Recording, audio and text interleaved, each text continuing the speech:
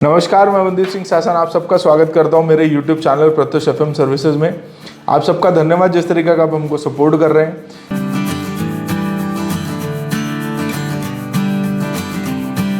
Market की जो weekly prediction series है उसी का ये वीडियो है। ये हफ्ता अगर बात करें तो 21,622 पे निफ्टी बंद हुआ है, 2% डाउन।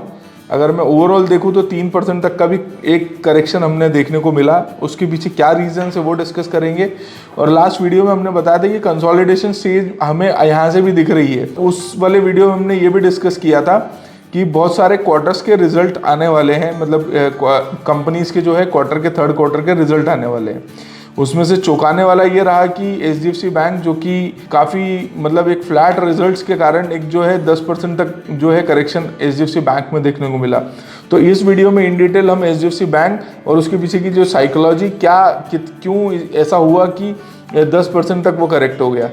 उसके बाद में हम ये भी डिस्कस करेंगे कि जैसे हमने पिछली बार वीडियो में ये डिस्कस किया था कि 21,800 जो है वो एक सपोर्ट का काम करेगा, वो टूटा। तो जो सेकेंड इमीडिएट सपोर्ट है वहाँ तक मार्केट ने टेस्ट किया है और वो जो सपोर्ट था वो था 21,475 को। तो कल जो कि थर्सडे था, थर्सडे के सेशन में 21,475 को मार्केट ने टेस्ट किया। ऐसा नहीं है कि खाली ये यहाँ के क्वार्टर के रिजल्ट के कारण ये हुआ, ग्लोबली भी बहुत सारी चीज़ें हो रही हैं। हाउथीज पे यूएस का अटैक चल रहा है और ईरान और पाकिस्तान का भी जो है टेंशन्स चल रहे हैं, वहाँ पे भी स्ट्राइक्स हुए हैं। रेड सी क्राइसिस चल रहा है। अब रेड सी क्राइसिस इसलिए चल रहा है जब तक इजराइल फिलिस्तीन का वॉर का सिचुएशन सही नहीं होगा तब तक रेड सी क्राइसिस रहेगा। अब रेड सी क्राइसिस है क्या, मैं लिंक पे इसका डिस्क्रिप्शन दूंगा। पूरा in detail article money control ने दिया हुआ है, बट नटशेल में अगर उसकी बात करें तो जो नॉर्मल रूट था जहाँ से ट्रेड होता था, जहाँ पे मतलब एक्सपोर्ट होता था या वहाँ से इंपोर्ट होता था, बैरियर आ गया। उसमें क्यों आ गया? क्योंकि जो हाउथीज हैं जो यमन में बेस बना के जो अटैक कर रहे हैं, तो उससे क्या है, कॉस्ट जो है बढ़ रही है। कॉस्ट किसकी बढ़ रही है? क्रूड के कारण कॉस्ट बढ़ रही है।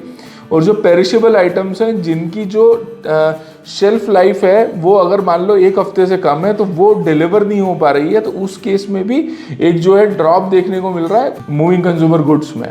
तो ये चीज़ हो गया, इस वाले पार्ट में हमने बात की। और क्रूड जैसे 70 से 73 हुआ, अब 79 हो गया। क्यों? क्योंकि ओपेक ने अभी कोई वैसा वर्डिक्ट नहीं दिया है, बट आईईसी ने जो फोरकास्ट है कंजम्पशन का ऑयल का वो बढ़ा दिया है। तो मैक्रोज में ये सब चीज़ें चल रही हैं। यूएस का डॉलर भी वैसा वीक परफॉर्म कर रहा है। तो ये सब ग्लोबल फैक्टर्स के कारण, प्लस जब एचडीएफसी बैंक की अब हम बात करते हैं तो एचडीएफसी बैंक का जब रिजल्ट आया या ओरेकल का रिजल्ट आया, आईटी इंडस्ट्री, हमने 2 हफ्ते पहले एक वीडियो बनाया था कि 2024 के कौन से स्टॉक होने चाहिए। उसमें हमने आईटी एज एन सेक्टर को एक पकड़ा था कि आईटी अब अच्छा परफॉर्म करेगा। वहाँ से आईटी का परफॉर्मेंस सही रहा, बट जो लार्ज बैंक्स हैं उनका, जिसमें सबसे बड़ा बैंक है एचडीएफसी बैंक, वो फ्लैट आता है।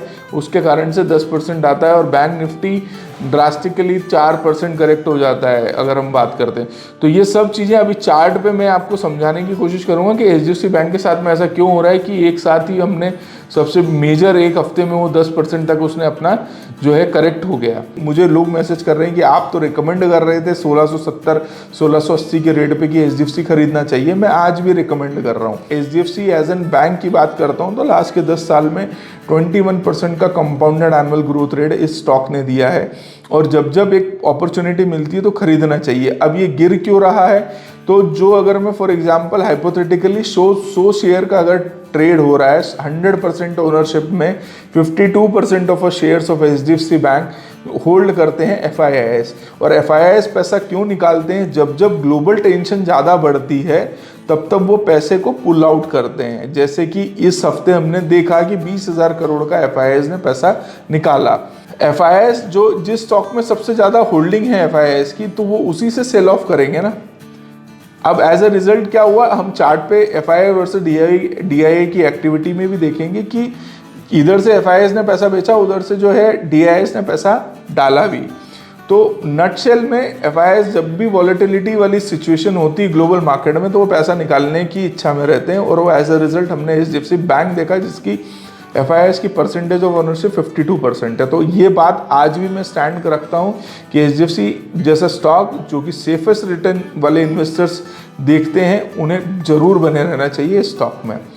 अब एफआईआई वर्सेस डीआईआई की बात करते हैं कि कहाँ कितने वॉल्यूम का नेट सेल हुआ है और नेट परचेज हुआ है। हम देखें कि 10,578 सिंगल डे में FIIs ने सेल ऑफ किया 9,900 करोड़ वर्सेस 4,000 करोड़ उस दिन DIIs ने खरीदा, जिस दिन HDFC बैंक 8% तक करेक्ट हुआ।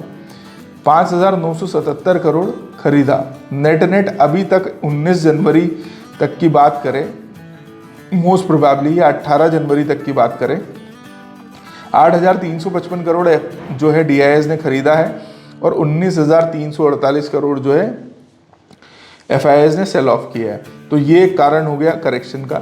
बट अब मैं फंडामेंटली जो 21,800 को सपोर्ट मैंने जो बनाया था, हम वहाँ पे चलते हैं, वहाँ पे समझते हैं एक ही दिन में क्या हुआ, 21,200 तक के भी लेवल को टेस्ट कर लिया गया। 21,292 का लेवल भी निफ्टी ने टच किया।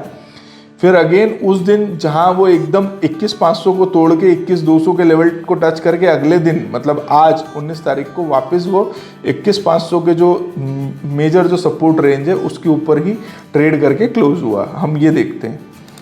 हाँ, तो चार्ट पे ये देखें कि मैं लाइन्स इसलिए ड्रॉ कर रहा हूँ, डे का चार्ट है ये, समझने के पर्सपेक्टिव खाली कि जो मैंने जो 21,800 को जो बेस सपोर्ट बनाया था, 21,800 जो सपोर्ट रहेगा वो तो एक ही दिन में डायरेक्ट ब्रेक हो गया।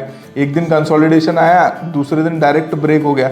बट तीसरे दिन क्या देखा कि 21,292 के, और तीसरे दिन क्या देखा 21,292 का लेवल जो है वहाँ तक भी निफ्टी आया। और अगले ही दिन जो आज की बात करें तो ये यहाँ पे क्लोज हुआ। तो मेरा कहने का मतलब है ये सडन ड्रॉप हुआ और वापस पुल बैक हुआ, बुल्स जो हैं वो एक्टिव हुए और 21,500 के ऊपर बंद हुए। तो सपोर्ट 21,500 का दिखता है। सेकंड जो ये 21,292 है, ये सेकंड सपोर्ट देखेंगे। और ऊपर जो आप रेजिस्टेंस की बात करें तो 21,800 जो है अब रेजिस्टेंस का काम करेगा।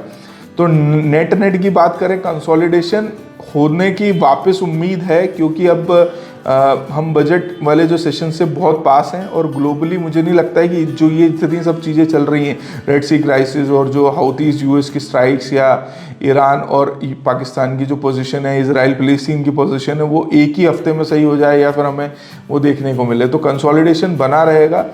आप कॉशियस रहिएगा। कोई भी अगर अभी शॉर्ट टर्म पोजीशंस लेने की अगर आपके इरादे हैं तो मैं प्लीज़ उसे रिक्वेस्ट करूंगा कि उन लोगों को कि आप इसे अवॉइड करिएगा। मैं उम्मीद करता हूं आपको ये वीडियो पसंद आया होगा। आप सबका बहुत बहुत धन्यवाद। अगले वीडियो में वापस इसी सीरीज़ के वीडियो में हम आपके साथ में वापस जो है ग्लोबल और डोमेस्टिक डाटा डिस्कस करेंगे। आप सबका बहुत बहुत धन्यवाद।